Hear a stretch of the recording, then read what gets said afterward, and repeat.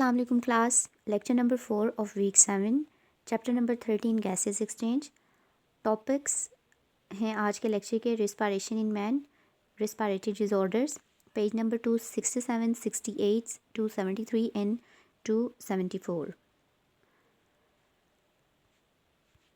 Respiration या breathing एक ऐसा प्रोसेस है जिसे हम कहते हैं सांस लेना। सांस लेने से मुराद मतलब हम ऑक्सीजन जो है उसको एब्जॉर्ब कर रहे हैं और कार्बन डाइऑक्साइड को अपनी बॉडी से रिलीज़ कर रहे हैं। ऑक्सीजन को इनहेल करते हैं और कार्बन डाइऑक्साइड को एक्सहेल करते हैं।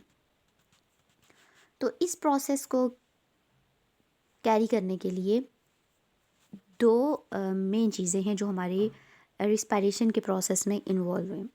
एक तो आ जाते हैं हमारी बॉडी के लंग्स और दूसरा है हमारे पास एयर पैसेजवेज। एयर पैसेजवेज वो पैसेजवे है या वो पाथवे है जो हमारे इन्वायरमेंट में जो एयर प्रेजेंट है उस एयर को कैरी करते हैं और उस एयर को लंग्स तक लेकर जाते हैं और वहाँ लंग्स पे उस एयर में से जो ऑक्सीजन है उसका एक्सचेंज होता है विद कार्बन डाइऑक्साइड और उसी पैसेजवे से जो कार्बन डाइऑक्साइड है वो हमारी बॉडी से मूव आउट होती है।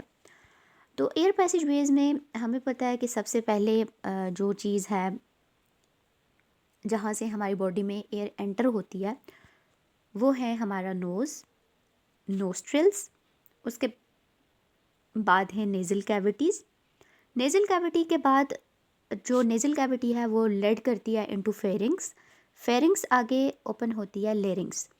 लेरिंग्स का जो एरिया है ये हमारी नेक का एरिया है, मतलब जहाँ पे आपका हेड आपका जो फेस है वो एंड हो रहा है और आपका नेक वाला जो पोर्शन है ना उस सारे एरिया में जो हमारा एयर पैसेजवे है उस पैसेजवे को उस एरिया में कहते हैं लेरिंग्स।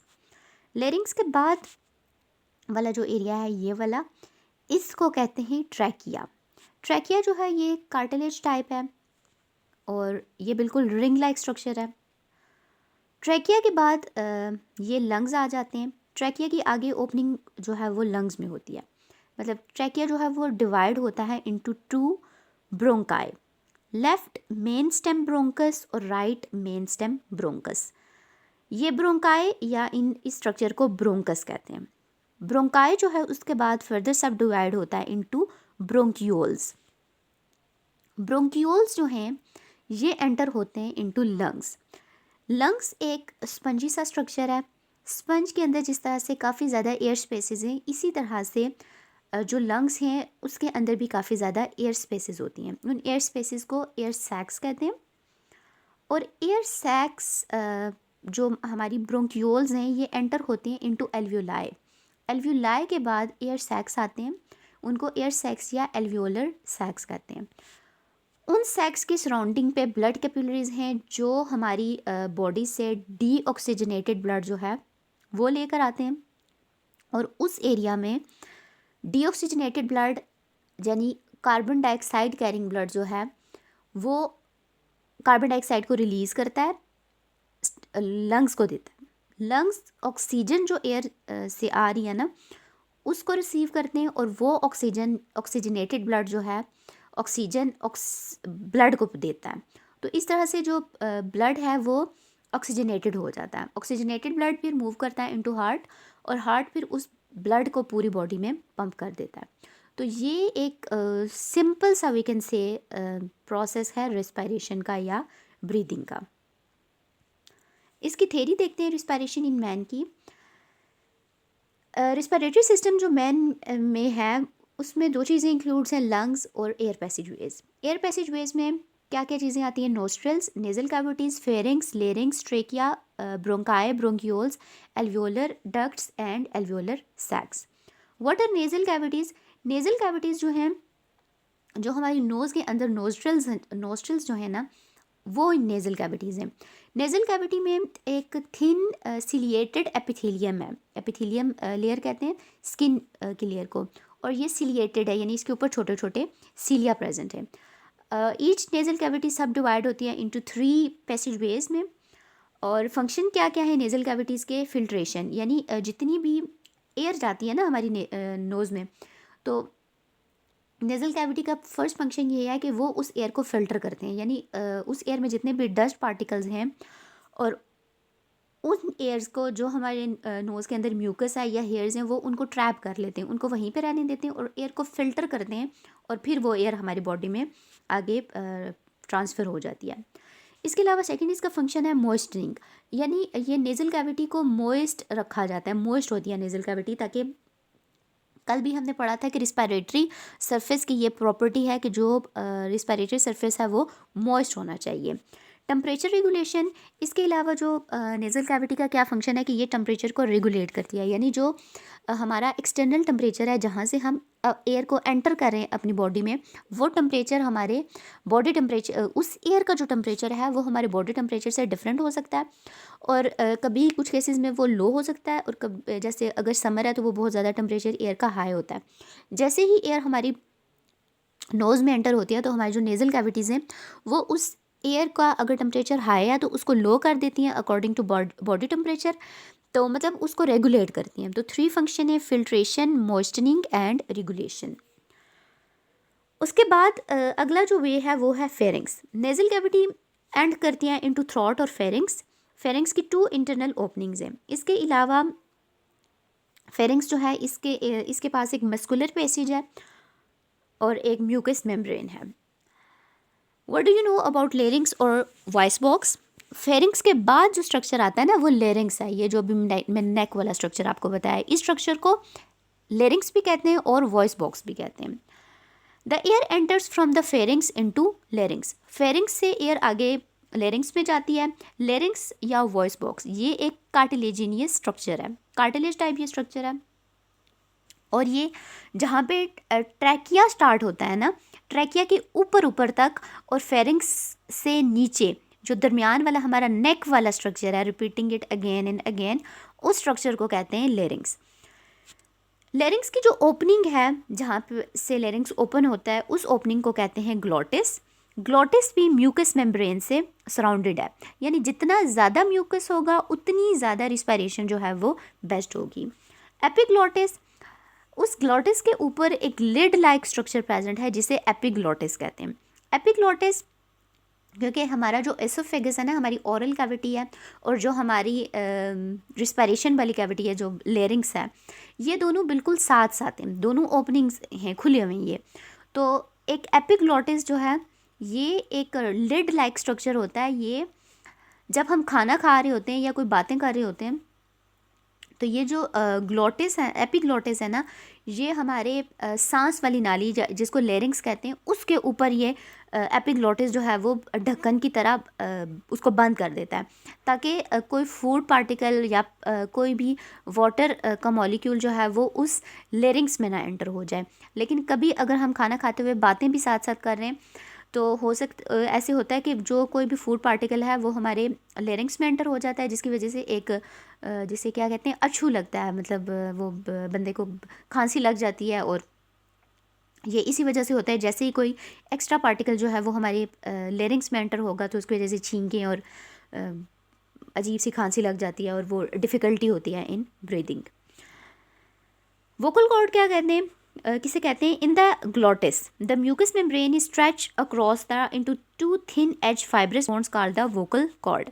उसके बाद क्या होता है कि जो ग्लोटिस जो आगे स्ट्रेच होता है into 2 thin edge fibrous bands, 2 छोटे छोटे से फाइब्रस बैंड में ये खुलता है जो ग्लोटिस है, उस स्ट्रक्चर को कहते हैं वोकल कॉर्ड, वोकल कॉर्ड या वॉइस बॉक्स। और ये जो है ये वाइब्रेशन करता है, जैसे मतलब साउंड प्रोडक्शन, हम जो बोलते हैं तो हमारे बोलने में या स्पीकिंग में इस वोकल कॉर्ड का रोल है। क्वेश्चन नंबर 2 है define trachea and bronchi. Larynx के बाद जो स्ट्रक्चर आता है वो ट्रेकिया है। ट्रेकिया को विंड पाइप भी कहते हैं। ये एक ट्यूब्यूलर स्ट्रक्चर है और ये एसोफेगस के वेंट्रल साइड पे प्रेजेंट है। एक डोर्सल साइड होती है, यानी एसोफेगस के एक चीज़ अगर पीछे है तो वो उसके डोर्सल साइड पे है। एसोफेगस के आगे जो चीज़ प्रेजेंट है वो उसकी वेंट्रल साइड है। तो एसोफेगस के जो हमारी सांस वाली नाली है ना, ये हमारे एसोफेगस के फ्रंट पे प्रेजेंट है, यानी वेंट्रल साइड पे। एसोफेगस आगे राइट एंड लेफ्ट ब्रोंकाई में डिवाइड होता है, और ट्रैकिया की जो वॉल्स हैं उस पे सी शेप्ड कार्टिलेज के रिंग्स प्रेजेंट है, सी शेप, जिस तरह सी है ना अल्फ़ाबेट, इस शेप में कार्टिलेज के रिंग्स हैं ट्रैकिया में। ये ट्रैकिया को कोलैप्सिंग से बचाते हैं, और जितना भी एयर पैसेज वे है या एयर का जो पैसेज है उसको ये ओपन रखते हैं। उसके बाद ब्रोंकाई ट्रैकिया से डिवाइड होता है। ब्रोंकाई में भी इसी तरह के कार्टिलेज रिंग प्रेजेंट हैं जैसे ट्रैकिया में प्रेजेंट है, और जैसे जैसे टाइम अगर गुजरता रहता है ना, तो जो ब्रोंकाई के रिंग्स हैं वो रिप्लेस होते रहते हैं, मतलब उसमें न्यू रिंग्स बनते जाते हैं। Question number 3, define bronchioles. Bronchus या जो ब्रोंकाई है वो आगे डिवाइड होता है और सब डिवाइड होता है into smaller and smaller bronchi या ब्रोंक्यूल्स में। स्मॉलर ब्रोंकाई जो है उसका 1 मिलीमीटर डायमीटर है, और उस जो बिल्कुल स्मॉलर ब्रोंकाई है ना 1 मिलीमीटर जिसका डायमीटर है उसको ब्रोंक्यूल्स कहते हैं, और उस ब्रोंक्यूल में कोई भी कार्टिलेज प्रेजेंट नहीं है। जो मेन ब्रोंकस या ब्रोंकाई है ना मेन, उनमें कार्टिलेज है, लेकिन वो आगे जितना भी सब डिवाइड होकर छोटे छोटे से ब्रोंक्यूल्स बनाता है उसमें कोई भी कार्टिलेज प्रेजेंट नहीं है। वो बिल्कुल जैसे सिर्फ हम कह सकते हैं इलास्टिक टाइप एक स्ट्रक्चर है। स्मूथ मसल से उसमें प्रेजेंट है ब्रोंक्यूल्स में circular smooth muscles. Define the term alveoli or air sac. Air sacs or alveoli. The bronchioles continue to divide and subdivide deep into the lungs and finally open into a large number of air sacs. अब जो छोटे छोटे से bronchioles हैं ना वो फिर further सब डिवाइड होते हैं और डिवाइड करते जाते हैं, और फिर वो लंग्स के अंदर छोटी छोटी सी एयर सैक्स प्रेजेंट है, उन एयर सैक्स में जाकर ये ओपन होते हैं। Air sacs functional unit of lungs, MCQs के लिए इंपॉर्टेंट है ये। एल्वियोलाई क्या है? Each air sac consist of a, air sac के अंदर छोटी छोटी से माइक्रोस्कोपिक जो सिंगल लेयर स्ट्रक्चर है ना, यानी जो ब्रोंक्यूल्स के आगे सब डिवाइड स्ट्रक्चर हुआ है उसको एल्वियोलाई कहते हैं। एल्वियोलाई के ऊपर रिच ब्लड कैपिलरीज का नेटवर्क है, और उस जगह पे गैस एक्सचेंज होता है, यानी कार्बन डाइऑक्साइड और ऑक्सीजन का एक्सचेंज होता है। ये यहाँ तक 6 पॉइंट तक जो पूरा एयर पैसेज वे है ये कंप्लीट हो चुका है। उसके बाद है लंग्स। लंग्स क्या हैं? Are close sacs that are connected to the outside by the way of trachea and the nostrils और माउथ। लंग्स हमें पता है हमारे एक बॉडी का ऑर्गन है, रिस्पिरेटरी ऑर्गन है ये हम कनेक्टेड हैं विथ ट्रैकिया, और ट्रैकिया से ये आगे हमारे नोस्ट्रिल्स के साथ कनेक्टेड हैं। लंग्स स्पंजी हैं और इसके अंदर छोटे छोटे से मिलियंस ऑफ एल्वियोलाई प्रेजेंट हैं। लंग्स जो हैं ये लंग्स के ऊपर हमारी रिब्स या मसल्स प्रेजेंट है जो इन लंग्स को प्रोटेक्शन प्रोवाइड करते हैं। उसके बाद लंग्स के जो फ्लोर है ना उस पर एक स्ट्रक्चर प्रेजेंट है जिसे डायफ्राम कहते हैं। डायफ्राम स्केलेटल मसल से है, मतलब डायफ्राम हमारे कंट्रोल में है। लंग्स के ऊपर जो लेयर है उससे कहते हैं प्लियोरा।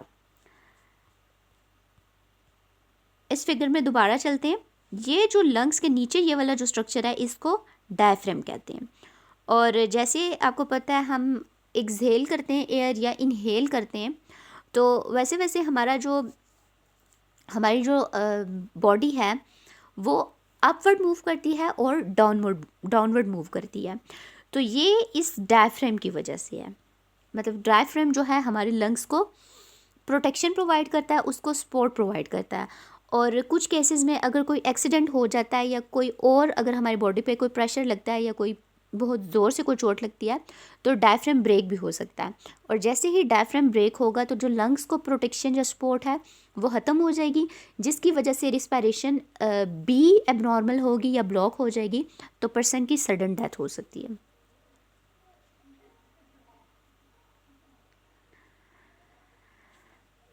Respiratory disorders. Question number 5. What is cancer or carcinoma? Explain the causes of lung cancer. Cancer एक ऐसी डिज़ीज़ है जिसको हम कहते हैं कि ये एक जेनेटिक डिज़ीज़ है, म्यूटेशंस की वजह से हमारी बॉडी में प्रोड्यूस होती है। और इसके अलावा अगर डिफरेंट काइंड के कैंसर्स हैं, लंग कैंसर्स भी हैं। लंग कैंसर जो है वो क्यों हमारी बॉडी में डेवलप होता है कि अगर कोई पर्सन जो है उसका एक्सपोजर बहुत ज़्यादा अनहेल्दी एयर के साथ है, स्मोक वाले एरिया में रह रहा है, या जो एयर है वो बहुत ज़्यादा प्लूटेंट है, तो इस तरह के इन्वायरमेंट में अगर कोई पर्सन है तो चांसेस हैं कि उसकी बॉडी जो है उसमें म्यूटेशन हो और फ़ौरन उसकी बॉडी जो है वो कैंसर डेवलप कर ले। Lung cancer is one of the most serious disease of respiratory system. Cancer और कार्सिनोमा। कैंसर या कार्सिनोमा एक बेसिकली मेलिग्नेंट ट्यूमर है। ट्यूमर कहते हैं किसी रसोली का जो हमारी बॉडीज़ में छोटी छोटी सी ट्यूमर्स बन जाते हैं। ट्यूमर कैंसर नहीं होता, लेकिन वो ट्यूमर जो है वो कैंसर में चेंज हो सकता है। मतलब हर कैंसर जो है वो ट्यूमर से बनता है, पहले ट्यूमर बनता है और उसके बाद ट्यूमर जो है वो कैंसर में चेंज हो जाता है।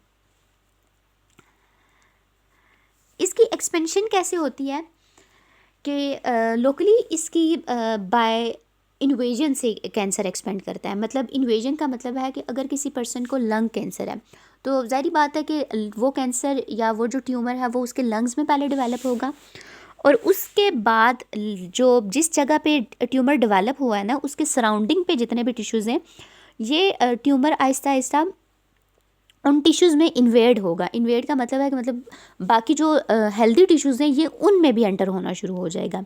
इन्वेजन होगी लोकल इन्वेजन, यानी कि उसके सराउंडिंग पे जितने भी टिश्यूज़ हैं ये उनमें इन्वेड करेगा। उसके बाद होती है मेटास्टेसिस। मेटास्टेसिस में क्या होता है कि वो कैंसर जो है बाकी जो बॉडी पार्ट्स हैं या बाकी ऑर्गन्स हैं उनमें भी स्प्रेड करना शुरू कर देता है। अगर लंग्स में डेवलप हुआ है कैंसर तो मेटास्टेसिस में क्या होगा कि ये बॉडी के बाकी किसी ऑर्गन में भी डेवलप हो जाएगा, और डिफरेंट पार्ट्स पे इस कैंसर की जो ट्यूमर हैं या जो उसकी सिम्टम्स हैं वो अपेयर होना शुरू हो जाएंगे। तो इस प्रोसेस को कहते हैं मेटास्टेसिस। तो कैंसर हमारे बॉडी में इन्वेजन और मेटास्टेसिस से एक्सपेंड करता है। कैंसर के इफ़ेक्ट्स क्या क्या हैं लंग्स कैंसर के? Cancer can block respiratory passage. जो भी हमारा रिस्पायरेटरी पैसेज है अभी जो सारा मैंने डिस्कस किया उसको ये ब्लॉक कर सकता है। कॉजेज़ क्या क्या हैं इसकी कि एस्टिमेशन है कि 90% जो लंग कैंसर है वो स्मोकिंग की वजह से है। और जितने भी यंग अडल्ट्स हैं जो लोग स्मोकिंग करते हैं, यंग पीपल, उनमें ज़्यादा चांसेस हैं लंग कैंसर के। और इसके अलावा ऐसा कोई पर्सन है जो स्मोकिंग भी करता है और साथ साथ उसका एक्सपोजर जो है ऐसे इन्वायरमेंट में से हो रहा है जहाँ पे स्मोकिंग है या टोबैको का जो स्मोक है वो प्रेजेंट है, तो उस पर्सन के लिए ज़्यादा चांसेस हैं टू डेवलप लंग कैंसर। इसके अलावा ये भी रिसर्च है कि जो टोबैको है ना उसको जब हम जलाते हैं, स्मोकिंग करते हैं, तो उसके अंदर 10 ऐसे कंपाउंड हैं जो कैंसर कॉजिंग हैं, यानी जो हमारी बॉडी में म्यूटेशन डेवलप कर सकते हैं और उन म्यूटेशन से कैंसर डेवलप हो सकता है। What is pulmonary tuberculosis? State symptoms of tuberculosis. Tuberculosis is a respiratory disorder, और ये एक रिस्पायरेटरी डिज़ॉर्डर है। जनरली ये होता किसकी वजह से? Mycobacterium tuberculosis. ये एक बैक्टीरिया है, और ये बैक्टीरिया क्या करता है कि हमारे जो लंग्स हैं या जो हमारा पल्मोनरी सिस्टम है उसमें जाके ये डिज़ीज़ डेवलप कर देता है, जिसकी वजह से पर्सन को बहुत ज़्यादा हाई कफ या फीवर हो जाता है। इसको हम उर्फ़े आम मतलब टीबी कहते हैं ना इस बीमारी को। तो जिसकी वजह से बहुत एक शदीद किस्म की बंदे को खांसी होती है और उसका रिस्पायरेटरी सिस्टम बिल्कुल ही डिस्टर्ब हो जाता है, और अगर प्रॉपर मेडिकेशन ना हो या ट्रीटमेंट ना हो तो पर्सन की डेथ भी हो सकती है। जिस तरह से आजकल लाइलाज मर्ज़ है ना कैंसर, इसी तरह पास्ट में इसको टीबी को लाइलाज मर्ज़ कहा जाता था, क्योंकि इसके लिए कोई ट्रीटमेंट नहीं थी और बहुत ज़्यादा लोगों की डेथ हो जाती थी। और जो टीबी है लिविंग कंडीशंस पे, पुअर लिविंग कंडीशन की वजह से होती है कि अगर अनहाइजीनिक इन्वायरमेंट है या मेल न्यूट्रिशन है, कोई डाइट अच्छी नहीं है लोगों की, या आसपास उनके बहुत ज़्यादा सफाई का कोई निज़ाम नहीं है, तो ऐसे पर्सनस में ज़्यादा चांसेस हैं इस डिज़ीज़ को डेवलप करने के। इसके अलावा ये कंटेजियस डिज़ीज़ है, जिस तरह से आजकल कहते हैं कोरोना है कि छूने से भी लग सकता है, तो इसी तरह से टीबी के बारे में भी है कि ये कंटेजियस डिजीज़ है कि अगर घर में किसी एक फ़र्द को है तो उससे बच के रहें, क्योंकि उससे ये दूसरे पर्सन को भी हो सकती है। Question number 7, what are causes of asthma, give its reason. Asthma भी एक रिस्पायरेटरी डिजीज़ है। सिम्टम्स इसके क्या हैं कि इसमें हम कह सकते हैं कि सांस लेने में बहुत ज़्यादा दुश्वारी होती है बंदे को। एक ना स्वेयर पैरोक्सिज्म्स होते हैं। इसमें ऐसा होता है कि सांस लेने में बहुत ज़्यादा डिफ़िकल्टी होती है कि थोड़े थोड़े इंटरवल के बाद बंदा जो है वो उसे बिल्कुल सांस नहीं लिया जा रहा होता, या तो वो उसका सांस अप हो गया तो डाउन नहीं हो रहा, डाउन हो गया तो अप नहीं हो रहा। तो ऐसे थोड़े थोड़े इंटरवल के बाद जो उसको ऐसे दौरे पड़ते हैं सांस लेने में। तो ऐसी कंडीशंस में डॉक्टर जो हैं वो इन्हेलर रिकमेंड करते हैं। एक छोटी सी डिवाइस होती है, तो उससे उस पर्सन को जो ऑक्सीजन है वो बॉडी में जाती है और थोड़ा सा उसका जो ब्रीदिंग वाला सिस्टम है वो थोड़ा सा नॉर्मल होता है। कॉजेज़ क्या क्या हैं इसके? किसी किस्म का कोई एलर्जिक रिएक्शन है, कोई पोलन है या कोई स्पोर है, ठंड लग गई है, तो जितने भी एज़मेटिक पेशेंट हैं उनको फ़ौरन ही जैसे उनको ठंड लगेगी या कोई और एलर्जिक रिएक्शन हुआ है उनकी बॉडी में, तो उन्हें ऐसे दौरे पड़ना शुरू हो जाएंगे सांस वाले। और इसमें होता क्या है कि जो हमारे ब्रोंकियोल्स हैं ना, उनकी कॉन्ट्रैक्शन होती है कि वो बिल्कुल अकड़ जाते हैं, और जितने ज़्यादा उनमें कॉन्ट्रैक्शन होगी उतना ज़्यादा सांस लेने में दुश्वारी होगी। तो ऐसी ट्रीटमेंट है या ऐसी ड्रग्स यूज़ किए जाते हैं जो ब्रोंकियोल्स को रिलैक्स करें, ताकि जितनी वो रिलैक्स होंगे उतने ज़्यादा ब्रीदिंग में आसानी होगी। इसके अलावा कुछ जो इन्फ्लेमेशन कॉजिंग मॉलिक्यूल्स हैं लाइक हिस्टामाइंस, एलर्जिक रिएक्शन है ये, तो हिस्टामाइंस जो हैं वो रिलीज़ होना शुरू हो जाते हैं, और हिस्टामाइंस जब रिलीज़ होंगे तो वो हमारे सर्कुलेटरी सिस्टम में जाएंगे, और वो सर्कुलेटरी सिस्टम में जैसे ही जाएंगे ना, ये इन्फ्लेमेशन कॉजिंग है, यानी कि ये स्वेलिंग कॉज करते हैं। तो वो उन ब्रोंकियोल्स को इन्फ्लेम कर देंगे या उनको स्वेल कर देंगे, जिसकी वजह से वो कॉन्ट्रैक्ट कर जाते हैं, और उनमें जब तक कॉन्ट्रैक्शन रहती है तब तक ये जो सांस है इसका मसला होता है। तो ये था आज का सारा लेक्चर। ये 7 क्वेश्चन है, ये आपने